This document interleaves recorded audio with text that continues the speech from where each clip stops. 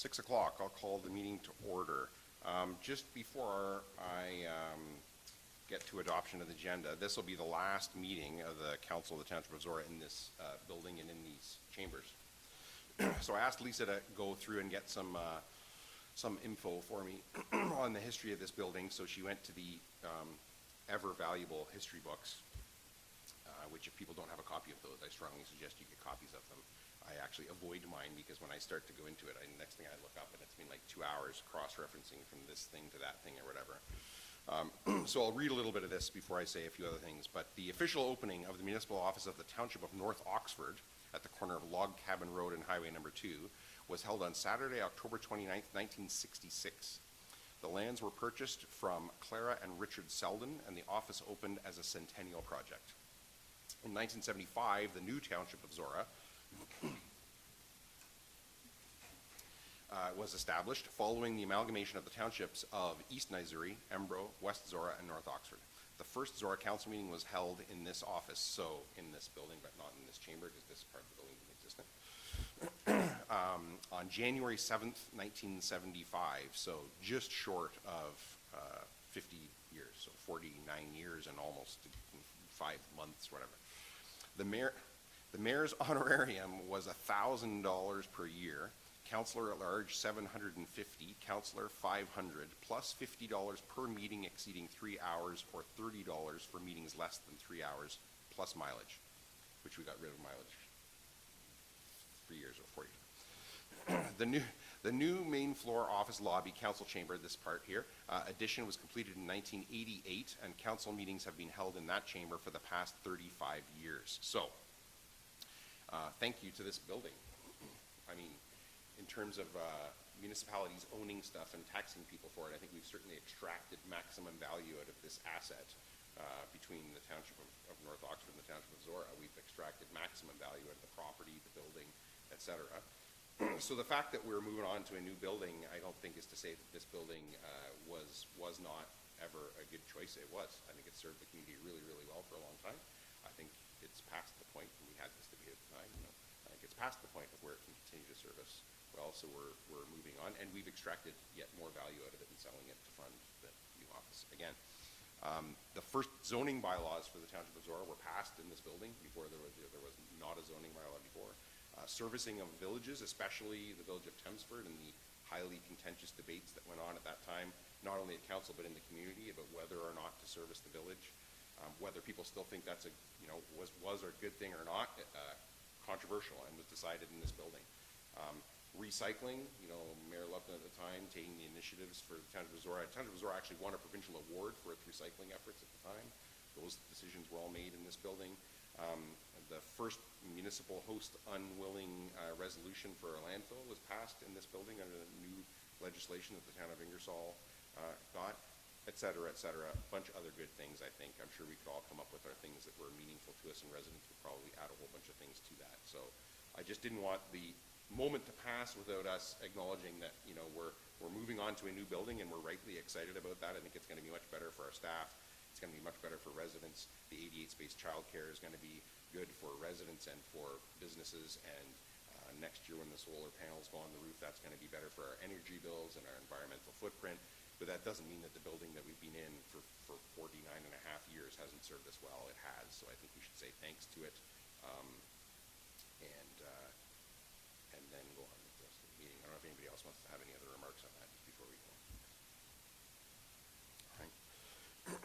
Adoption of the agenda. Moved by Stewart, seconded by Grigg, that the agenda be adopted as printed and circulated. Are there any issues with the agenda? All those in favor? Opposed? That is carried. And are there any declarations of pecuniary interest or the general nature thereof? Not seeing any. Minutes. Moved by Grigg, seconded by Stewart, that the minutes from the May 1st, 2024 council meeting be adopted as printed and circulated. Are there any issues with the minutes? All those in favor? Opposed? That is carried. So we have 3 timed items tonight. In a minute we'll go to development charges, then at 6:30 minor variance, and then we will jump down to the unfinished business of the zone change from a previous meeting immediately after that minor variance. No public comment period, And no delegation. So public meetings and drainage meetings, we'll start off with 6A, development charges, public meeting. Sean Michael from Watson and Associates is here. Yeah, there he is. Spencer's going to make sure that microphone's on. I'll turn it over to you. You've presented here before. Council has heard from you before. As always, assume that council's done their homework and read the report and highlight what you think is most important for us to understand. Okay. Good evening, everyone. So I think firstly, just to highlight that this meeting is the statutory public meeting that is required under the Development Charges Act before passing a new development charge bylaw, and the township has had. Can I stop you for 1 second, Sean? I screwed up, Sean Michael. Moved by Stuart, seconded by Greg, that the council meeting be adjourned at 6:06 p.m. for the purpose of holding a public meeting pursuant to Section 12 of the Development Charges Act 1997 as amended. Is there any discussion? All those in favor? Opposed? That's carried. Back to you. My apologies. Thank you. So, as was highlighted there, this is the public meeting under the Act. The study and bylaw have been available the appropriate 2 weeks before the public meeting, and the appropriate notice had been given as well in accordance with the Act. Next slide, please.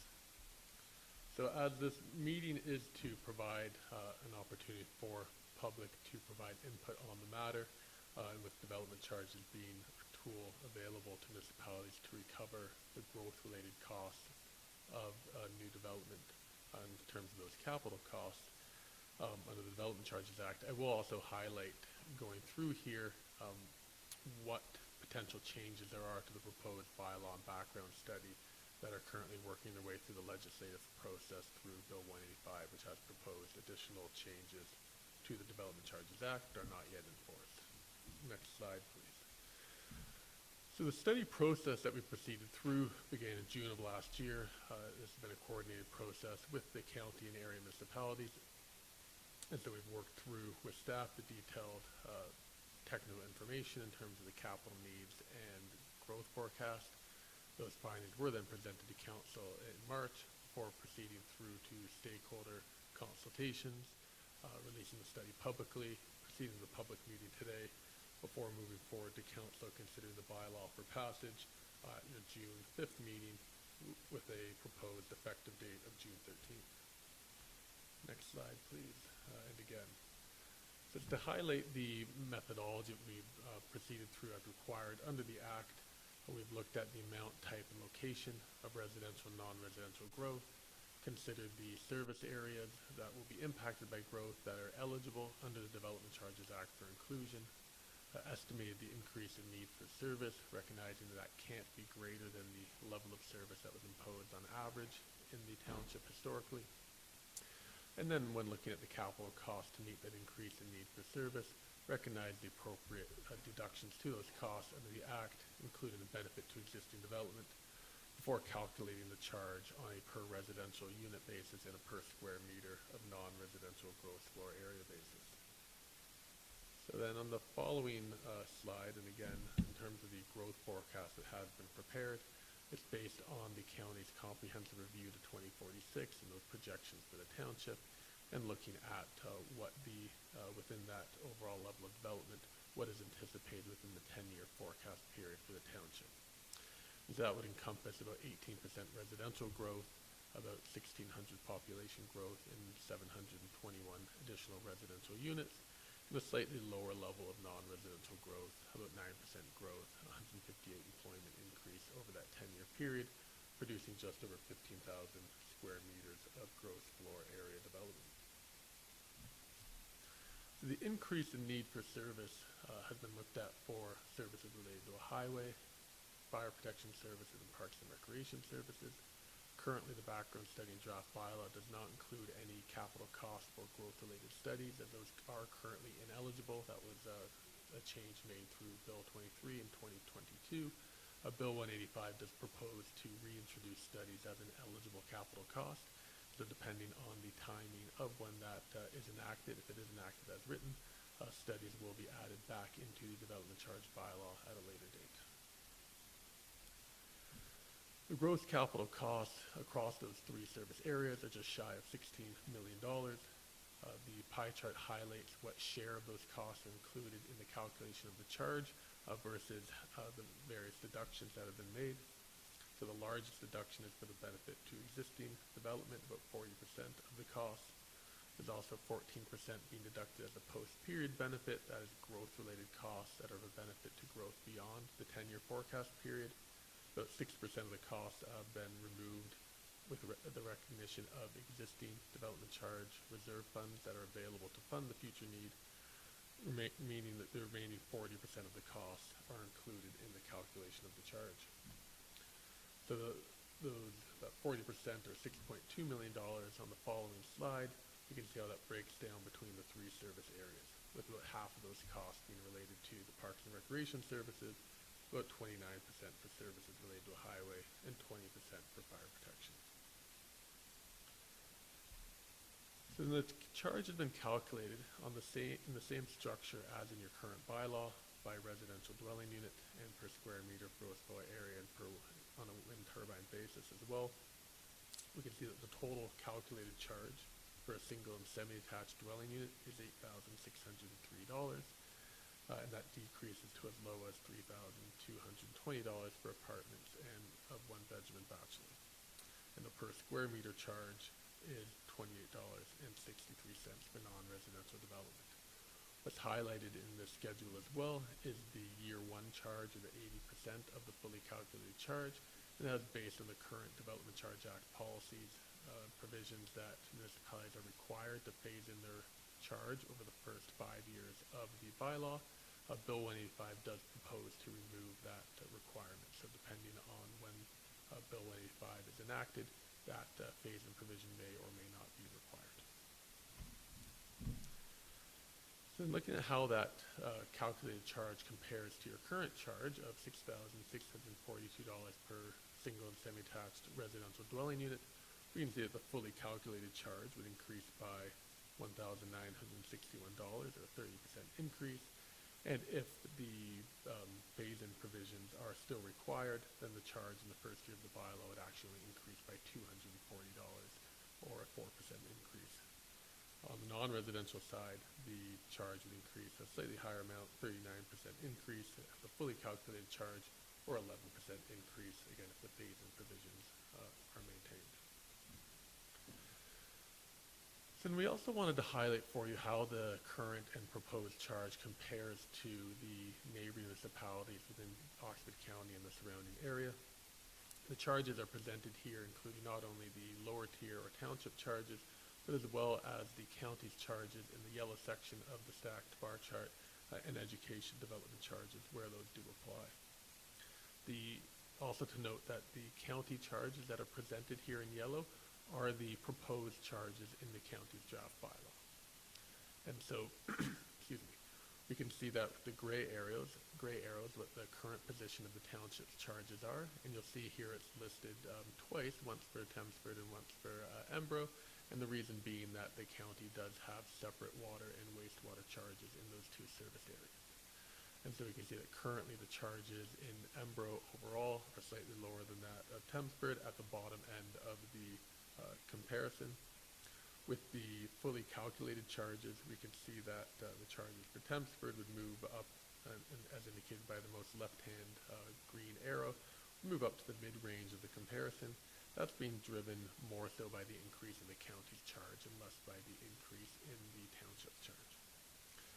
Similarly for the charges in Embro, those would also move up slightly below those in Thamesford, but closing that gap slightly, as we do see at the county level a greater increase in the Embro charge than the Thamesford charge, with Embro not currently having water and wastewater development charges imposed. Then looking at commercial development, the charges again would increase in a similar fashion from the lower end of the comparison up towards the mid-range, where we'd see Thamesford right in that mid-range of the comparison, and Embro a little bit further down towards the lower end. And then lastly, for industrial development within the non-residential sector, currently within the county, all municipalities, with the exception of Woodstock and Blanford-Blenheim, exempt industrial development from the payment of development charges, including the county. As we can see within this comparison, there are a number of the municipalities in the county that are looking to impose industrial development charges.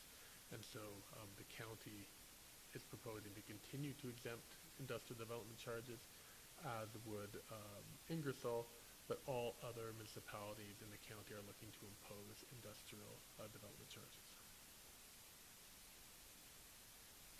So then moving on from the comparisons to the policies that govern the implementation of the charge, the charges will continue to be calculated and collected at building permit issuance, except where developments proceed through a site plan or zoning bylaw amendment. Those charges will be calculated on the day the application is made and held at that rate for a maximum period of 2 years after planning application approval.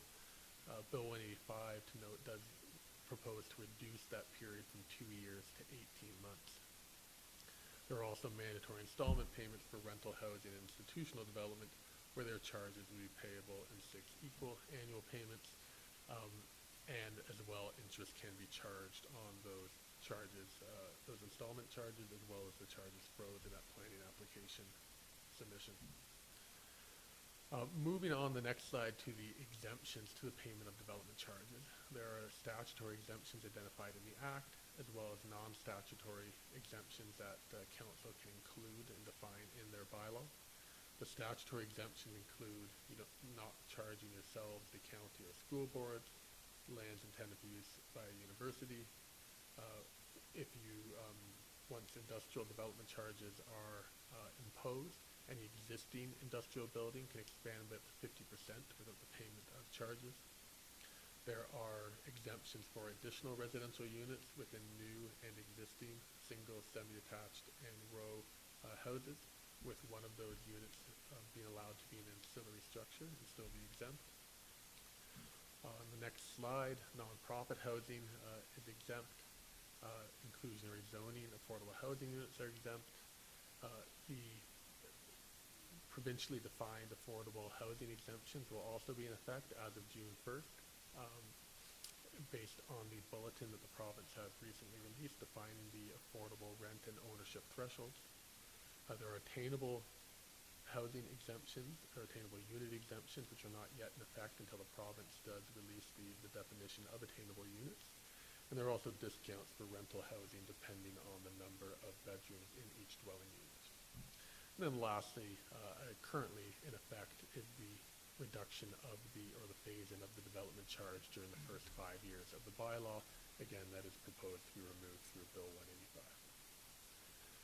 The non-statutory exemptions are generally consistent with the existing non-statutory exemptions in your bylaw, with the exception of imposing or removing the exemption for industrial development. So farm buildings, places of worship, public hospitals, temporary structures, buildings and dwelling units, long-term care homes, and affordable housing provided through an agreement with the county would all continue to be exempt from development charges.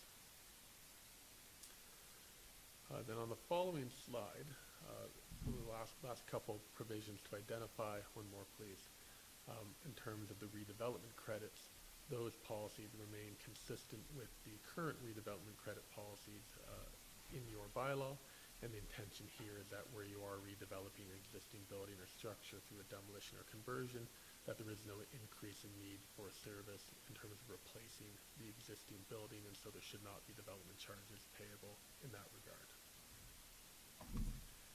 Next slide then, on the administration of the bylaw, as I mentioned earlier, it's proposed to come into force on June 13th. The charges will continue to be indexed on a mandatory basis annually, with that indexing occurring on the anniversary date of the bylaw beginning in 2025. And if the phase-in of the charge continues to be applicable, that would also occur annually on the anniversary date of the bylaw. So the next steps in the process then are to receive feedback, for council to receive feedback from the public. If there are any amendments to the draft bylaw and background study that are directed, those would be made prior to the bylaw coming back to council for consideration on June 5th. If Bill 185 is enacted after the bylaw is passed on June 5th, the bill does include a streamlined amendment process to address the ability to include the cost of growth-related population. And that streamlined process would enable those changes to be made without having to prepare a background study or go through the public process again. That does conclude the presentation. If there are any questions, I'm happy to answer them. Thanks very much. Questions from council on the presentation? Councillor Stewart. Yeah, I just want to go back to that discussion of the growth-related studies, and maybe just if you can expand on that. I know I did look up what the definition means, but I know these DCs are based on a 10-year projection, so I would think anything that falls within there, that if it's related to growth, and we think we need to do a study, or you assess that we need to do a study, what types of studies are included in that is my question overall. So if, as my example here, we know that there's going to be a huge increase in population, we think we need to really reassess our recreational services available, and that's a study we think we want to undertake. Would that be deemed a DC recoverable?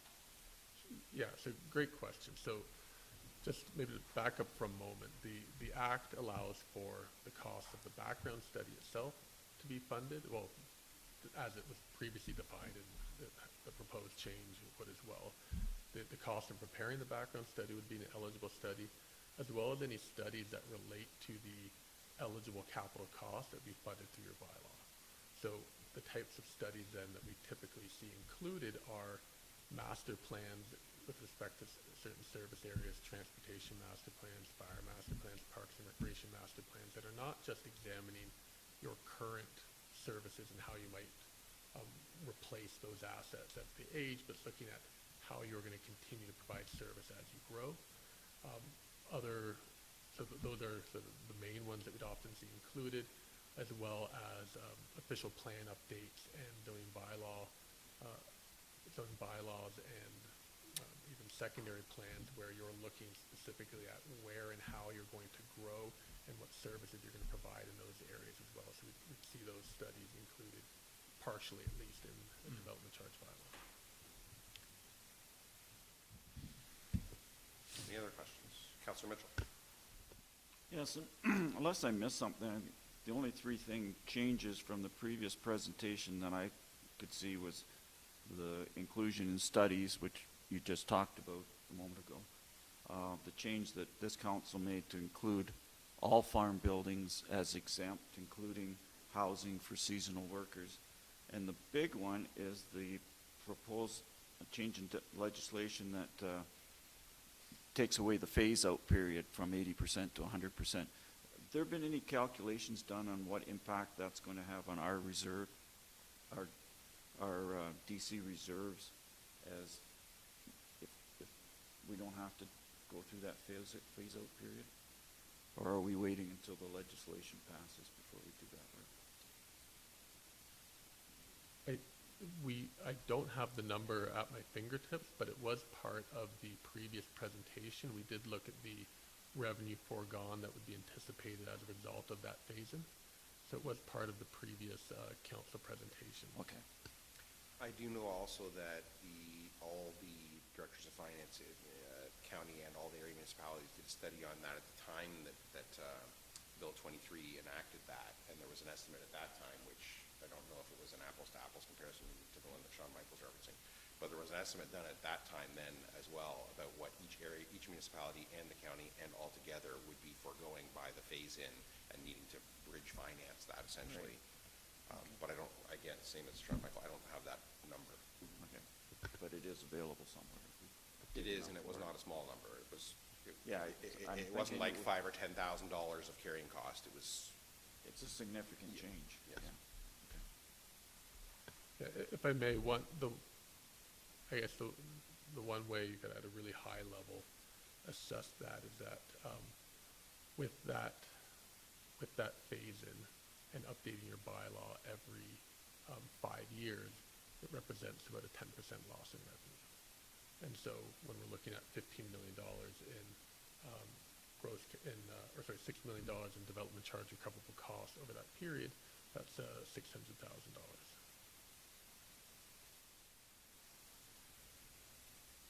Any other questions from council on the report?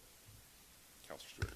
Just coming back to the streamlined process for implementing something, so if because everything here is very imminent with, us voting on a bylaw or the update, and then Bill 185, how long would it take after if we were to look at a growth-related study to be added in, and then for the DCs to be updated? So we've already had discussions with staff on what the anticipated studies would be if they are eligible, so that if Bill 185 is enacted prior to bylaw passage, we'd have the ability to quickly amend the background study and bylaw so it would be brought forward to council with those included. And if that occurs after the fact, then again, we should, as soon as it is enacted, we should be able to work with staff to execute that change within a week or two. Anyone else?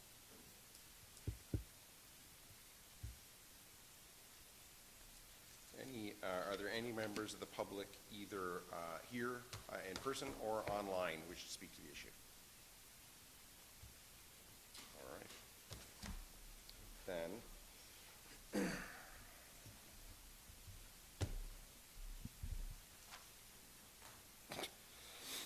Then I have moved by Greg and seconded by Stewart that council's consideration of the amending development charges bylaw be scheduled to occur June 2024, and that pursuant to Section 12 of the Development Charges Act 1997, the public meeting pursuant to Section 12 of the Development Charges Act 1997 be adjourned at 6:26 p.m. Is there any discussion? So we're good enough with June 2024? Okay. All those in favor? Opposed? That is carried. Thanks very much, John Mike. You're welcome. Apologies for missing you last week at the county.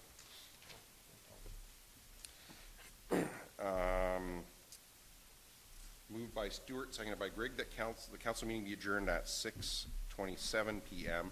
for the purposes of holding a public meeting pursuant to the provisions of the Planning Act, and that council move into the Committee of Adjustment for the purpose of hearing a minor variance application. Is there any discussion? All those in favor? Opposed? That is carried. So minor variance application A05-24. Spencer, I will turn it over to you for your report. Thank you. Good evening to the mayor, council, staff, and members of the public joining us here tonight. The application before the committee at this time, A05-24, affects lands municipally known as 156 Huron Street in Embro.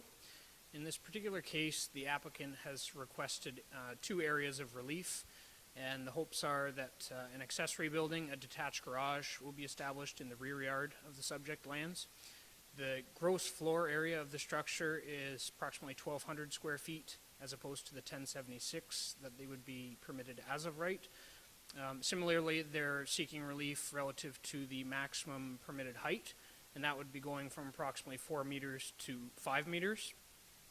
With respect to height, I'll just note that the applicant did come and meet with myself and the building department with respects to the plans, and the height is not quite at 5 meters. What staff have done, we've actually built in a little bit of a buffer so that if the plans come back and it does show an additional 6 inches, for example, of height, that the applicant wouldn't have to reapply. So I would just emphasize that while 5 meters is being requested, the reality based on the plans is that it is just under 5 meters. So I would highlight that. As a result of circulation, there were no comments or concerns raised by staff or any agencies involved in the circulation. I did, however, receive a call from a neighboring resident, and that would be the neighbor to the immediate north of the subject property. And as the committee can see on the screen, the neighbor to the north, their dwelling is located in very close proximity to where the garage would be established on these lands. And as such, that neighbor did just have some questions and some concerns, primarily with respect to the height and whether or not there would be any impacts for the rear yard and the deck that they enjoy on their rear yard. To that end, I would just really highlight for the committee that the difference here is approximately 3 feet in what's being requested compared to what is permitted as of right. Similarly, the bigger issue would appear to be that of the side yard setback. And the neighbor, although voicing concerns in that regard, was made aware that the applicant actually does comply with that provision, so they would be able to get a building permit today to establish something in that same footprint. As far as our recommendation, we are supporting the application here tonight. From staff standpoint, we do feel that it's minor in nature, it's desirable for the area. It does adhere to the overall intent and purpose of the zoning bylaw and similarly the official plan for low-density residential areas. I'm happy to answer any questions that the committee may have, and I know the owner is also in attendance here tonight. Thank you. Any questions from the committee on the report?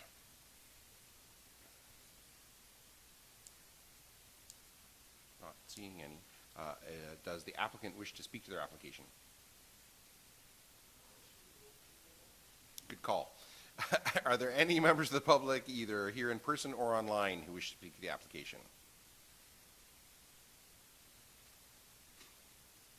All right.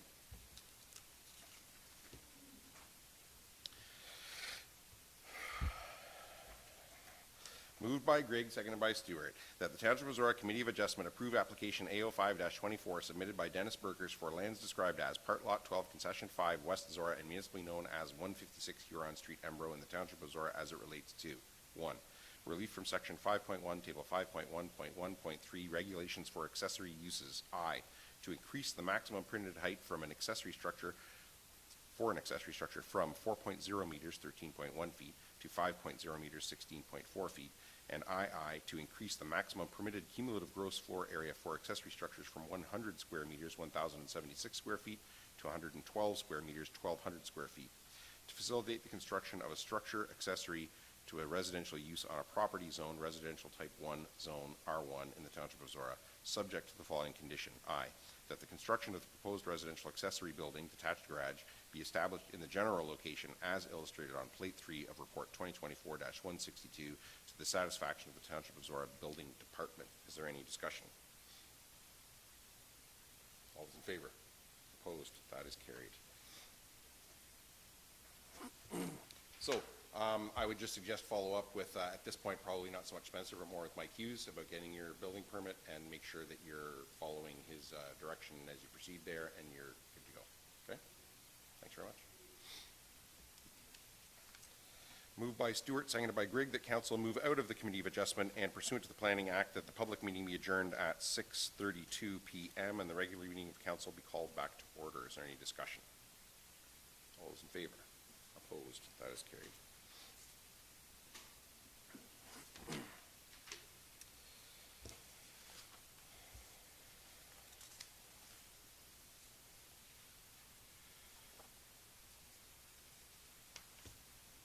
This is unfinished business, so not a public meeting or anything, right?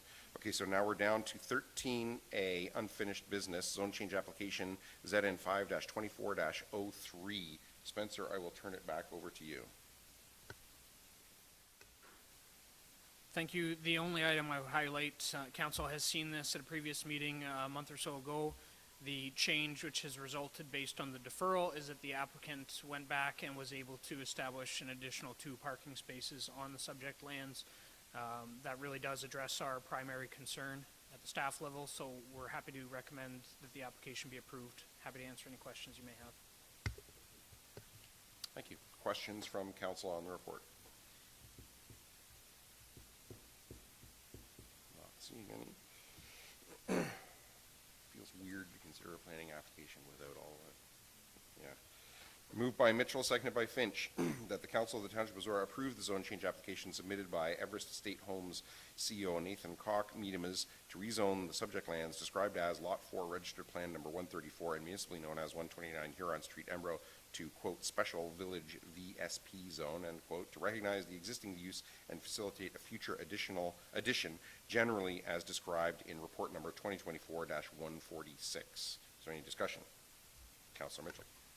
Yeah, I think as just mentioned, was the main reason for the deferral was that there was only 4 parking spaces plus 1. There's now 6, which in discussions with planning is now supporting with 6. My concern when we deferred it was that if there weren't enough parking spaces, then people would be parking in other people's spaces in the general area. except that those sixes, not a bigger number, it is 50% increase in the previous number. The other minor issue was the not enough green space, but it is an abattoir, and I don't think green space is a big issue there. I think the bottom line is, as was outlined in the original report, was that this was non-conforming. It was historically a business that was established in an area that would never be established under our existing guidelines.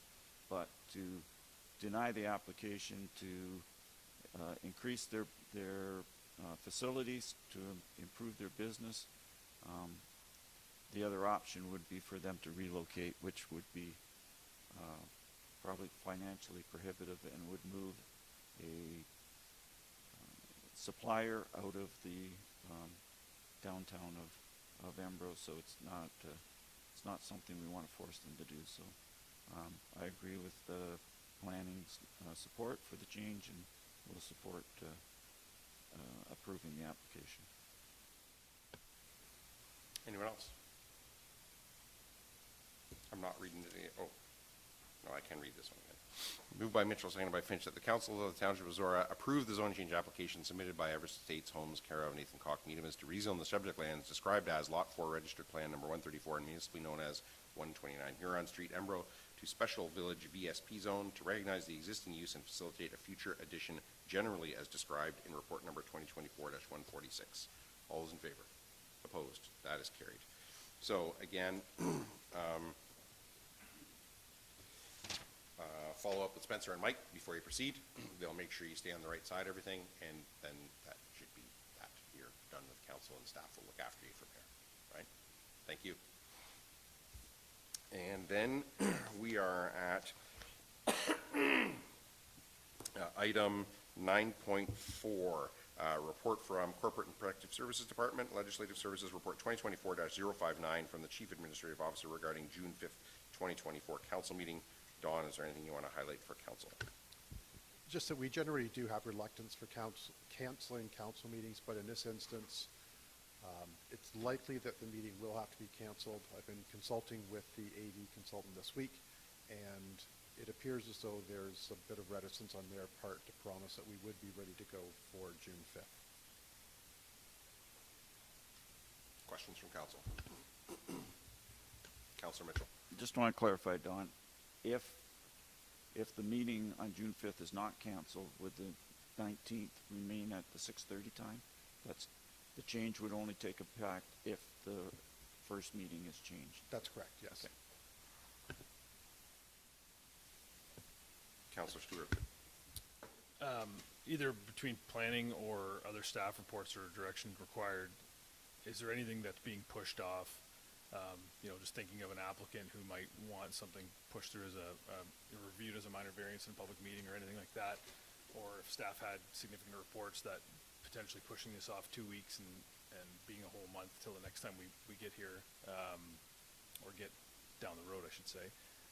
Is there anything on the docket right now that anybody foresees that could be pushed off by this? From Zorra staff perspective, there's nothing pressing at this point. Spencer can answer any planning questions.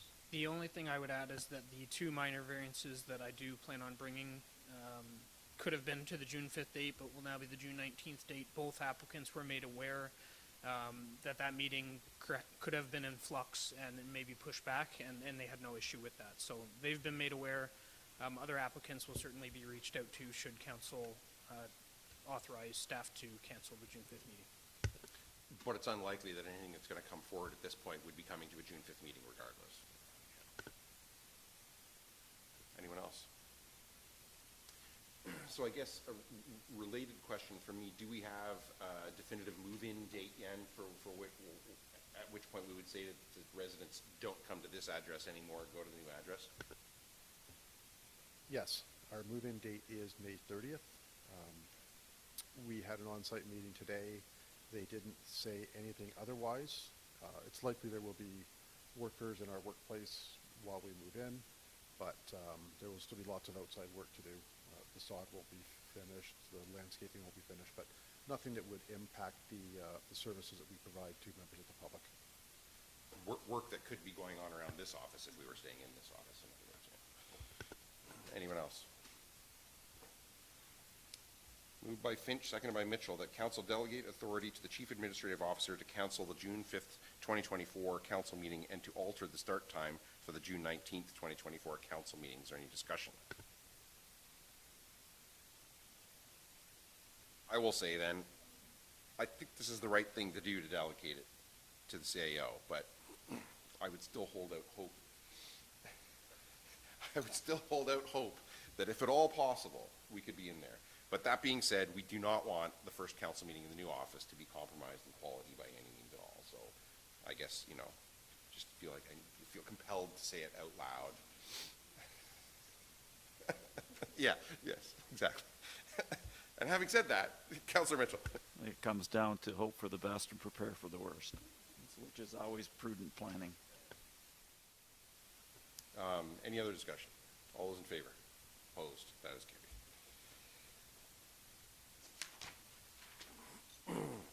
And item 10, correspondence requiring direction. There are two items there, 10A and 10B. The first one is correspondence from the Ministry of Municipal Affairs and Housing regarding AMO Municipal Delegation Request Form, and I do not have a motion for that.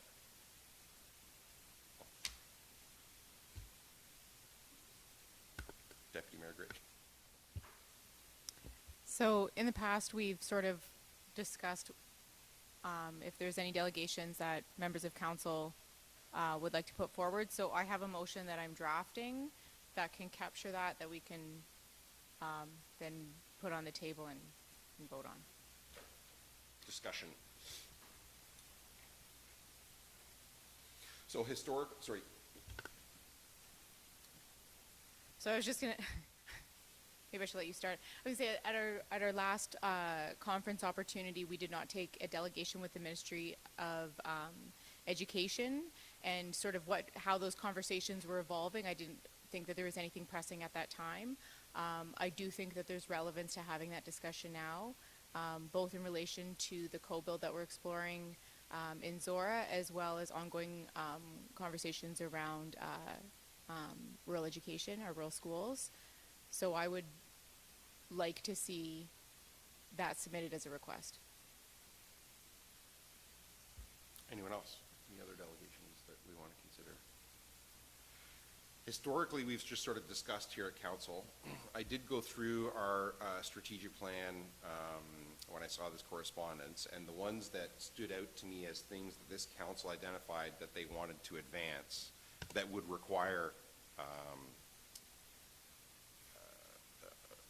provincial communication, if not collaboration, was item 2, which was work with cell phone providers to improve cell coverage in Thamesford and Embro.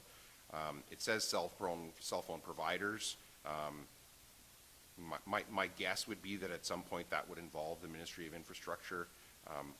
Whether we're in a position to make such a delegation right now or not, I don't know. I don't think that we are, but I think we should maybe think about that for a future. For Roma next year or AMO next year, but I think we would require a fair bit of education as a council before we were ready to sit down with somebody and advocate about that. 23 was the one that Katie the Deputy Mayor Grigg just mentioned, promoting and advocating for local schools and long-term planning for the location of new rural schools and schools in our communities. I think we can actually write a pretty strong delegation. I think we know exactly what we need to say. The minister knows us, the minister knows the issue, the school, et cetera. I think regardless of what happens between now and then, that'll tweak that delegation, but I think we could probably do a pretty strong job of that right now. And 24 was advocate and explore options for expediting improvements of rural internet services, which would be, again, Ministry of Infrastructure. As I think you all know, this council made some different decisions around how to proceed with that already this term because of the provincial ACIT program and how they are committed to delivering high-speed internet to all residents in Ontario, and that therefore, we diverted our money from our reserve for that into a more general reserve. So I don't know, again, I know that the SWIFT board has serious concerns about the Ministry of Infrastructure, and not necessarily the Ministry of Infrastructure, Infrastructure Ontario's ability to actually deliver on that commitment.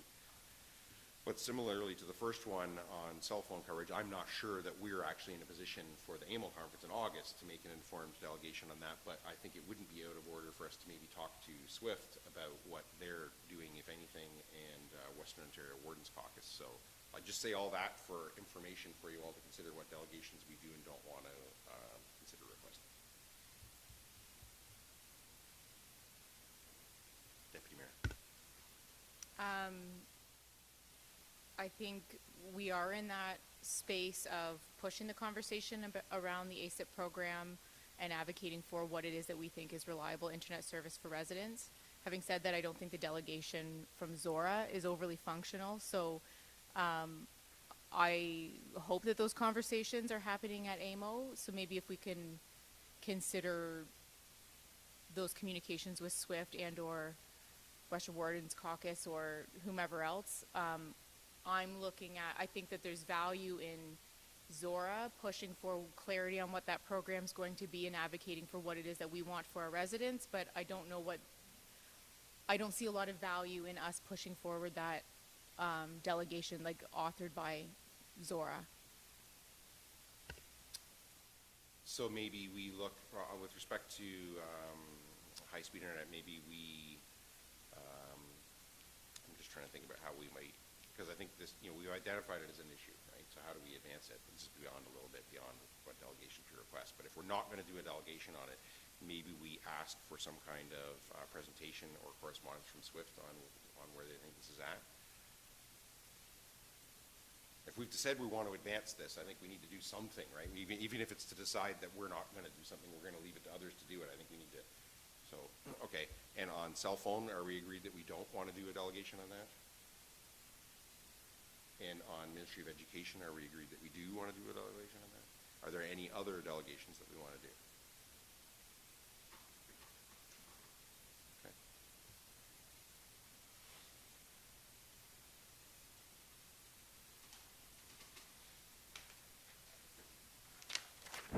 Moved by Grigg, seconded by Stewart, that staff complete the AMO Municipal Delegation request form requesting a meeting with Ministry of Education regarding co-builds and rural schools with priority of request as specified above, which is no others. So that's that. Any discussion? All those in favor? Opposed? That is carried. And 10B, correspondence from the Multi-Municipal Energy Working Group regarding Unwilling Host Declaration. Are there any questions before I read the motion that I have? Councillor Mitchell. Two questions of staff, and the first one is, has Zorra passed any motions in the past regarding construction of wind turbine projects in the township? No, we haven't. So we're non-committal one way or the other. And the other question is, when East Zorra Tavistock shut down the project that was proposed in their township because they did have a unwilling host bylaw that had been passed a few years ago. It was reported in the media that the company that was proposing that project was going to be looking at other municipalities in Oxford County. Has there been any official or unofficial exploration by this company about locating in Zorra? Not that I've been made aware. We checked with the planning department, and they're not aware of anything at all either. Okay. I have had discussions twice with ProWind. They approached me in my role as warden once, months and months ago, when they approached Mayor Schaefer and Mayor Peterson about the projects they were proposing for East Zorra, Tavistock, and Blandford Blenheim. And then I met with them again once since then to talk to them about the concerns that residents had expressed, that residents had contacted me about and expressed to me, and what I thought of those concerns and stuff. So that was certainly unofficial, not official, and I have no idea about specifics of whether they are or where they might be considering anything in Zorra.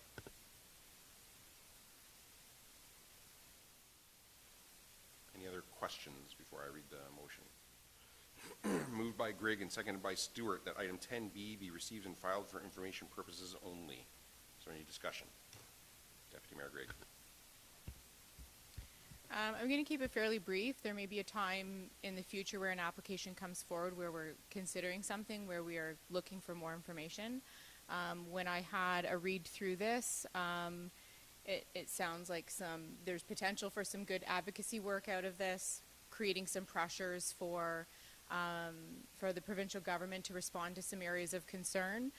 The challenge for me is that this document in itself, in isolation, does not qualify the areas of concern. I don't have enough background information on this one, so I would prefer not to either support or oppose it at this time, but just receive and file this and bring it back for consideration if and when there's a relevance here for Zorra.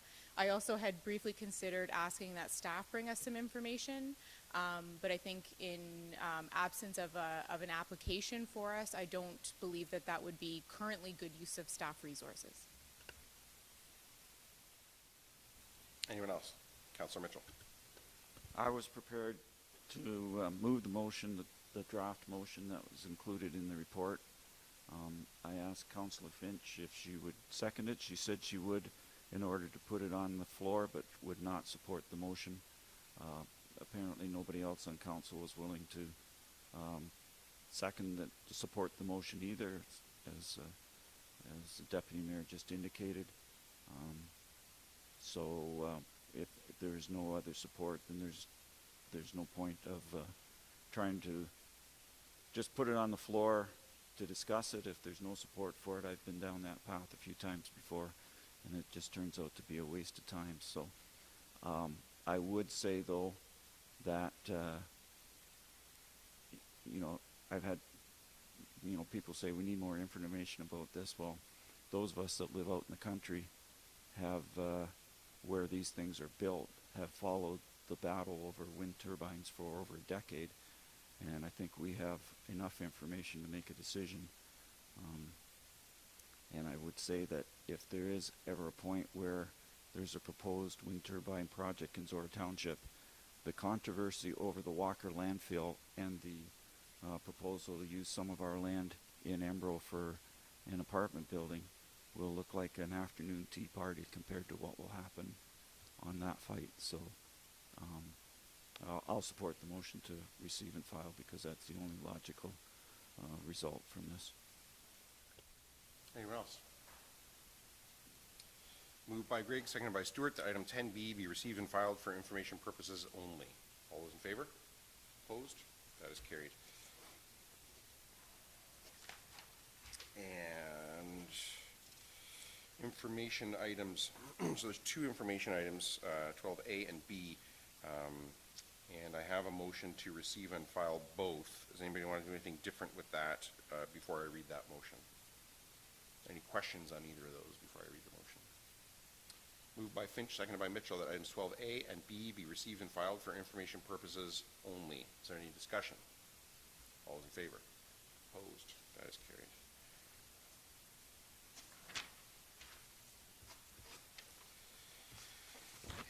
And no notices of motion. Bylaws, moved by Mitchell, seconded by Finch, that bylaw 12-24 be taken as read a third time and finally passed, and further that the mayor and clerk are hereby authorized to sign the same and affix the corporate seal thereto. Is there any discussion? All those in favor? Opposed? That is carried.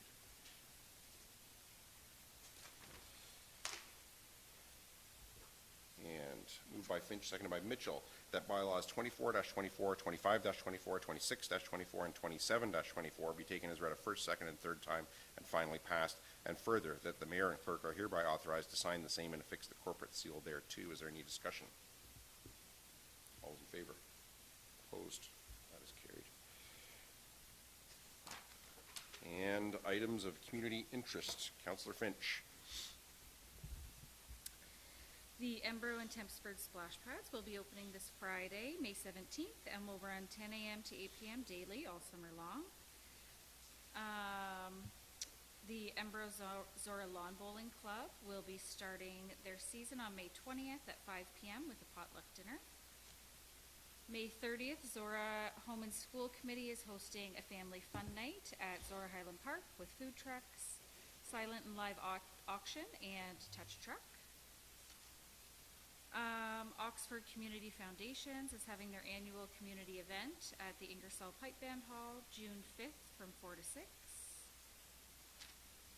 Embro Minor Ball is having a bottle and can drive on July 1st, 9 to 12 at Matheson Park.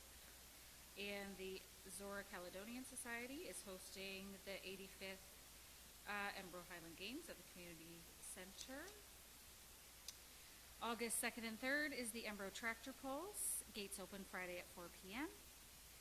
Embro Community Vacation Bible School will be in Embro from August 12th to 16th.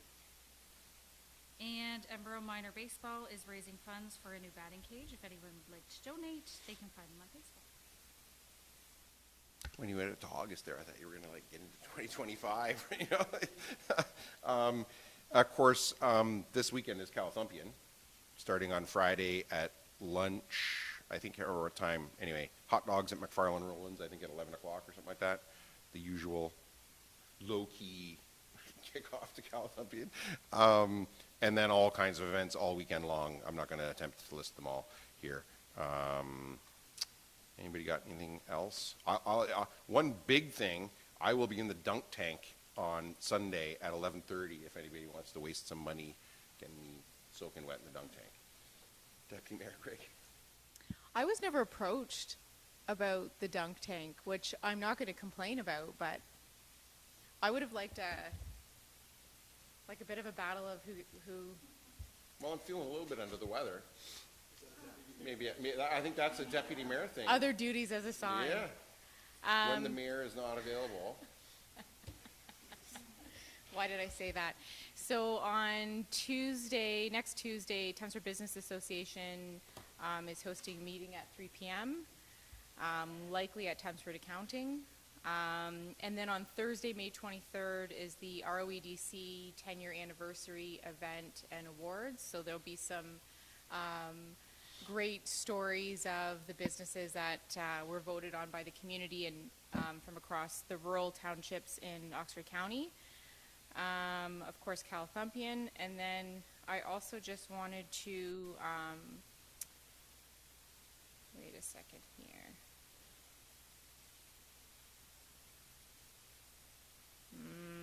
I'm going too far back. Maybe Karen can help me. No, it's council updates. Here it is. So last council meeting, we spoke about Smile Cookie Week and the Tempsford location benefiting Andrew's legacy. And so as a result of both the dedication of Andrew's legacy as an entity and the work that they did to do this, as well as the actual legacy of Andrew in our community. Zorra Township took part, staff, council. There were lots of local businesses that took part in decorating cookies. There were lots of people who ate more cookies than what their bodies were comfortable with. There were people that purchased cookies and gave them as gifts everywhere.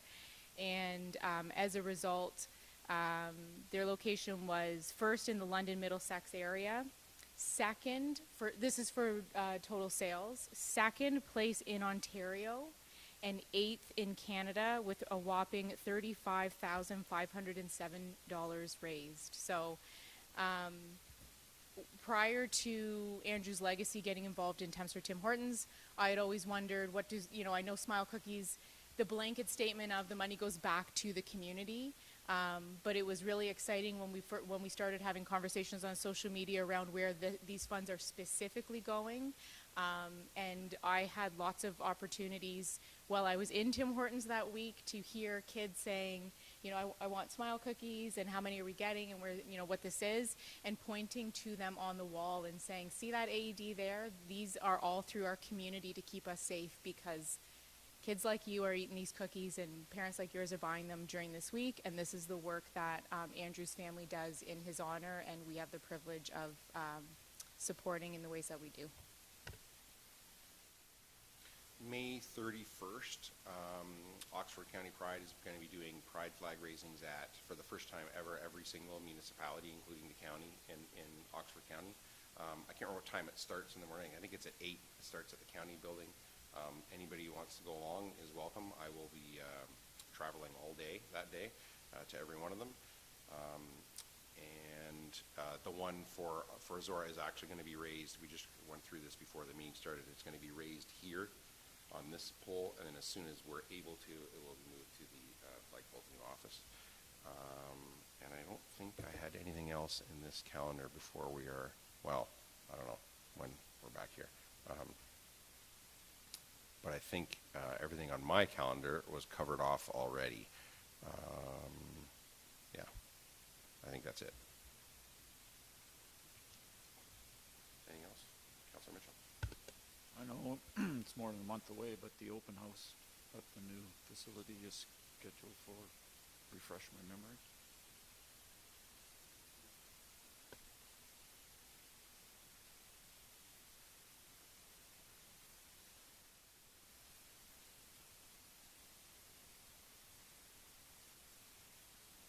Last day of school and feel the third thing.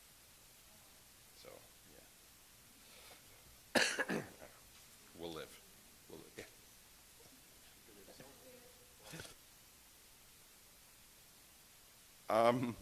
Anything else on the calendar? All right, then confirmatory and adjournment. You're good? Moved by Mitchell, seconded by Finch, that bylaw 28-24, being a bylaw to confirm the proceedings of council held May 15th, 2024, be read a first, second, and third time this May 15th, 2024, and further that the mayor and clerk are hereby authorized to sign the same and affix the corporate seal thereto.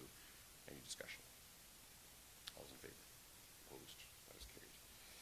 And moved by Finch, seconded by Mitchell, that this session of council be now adjourned and herewith closed at 7:01 p.m. and the next meeting of council be called for June 5th, 2024 at 9:30 a.m. in the council chambers of the Township Municipal Office.